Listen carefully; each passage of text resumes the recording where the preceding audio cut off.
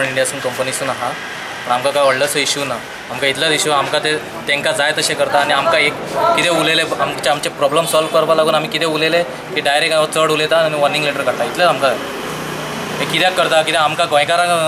हिंगा हें ना का बेलगांवकारांक हाडपा जाय किंवा महाराष्ट्रांक हाडपा जाय कित्याक एअरपोर्ट केला कोणाक लागून आमकां लागून का भायल्या लागून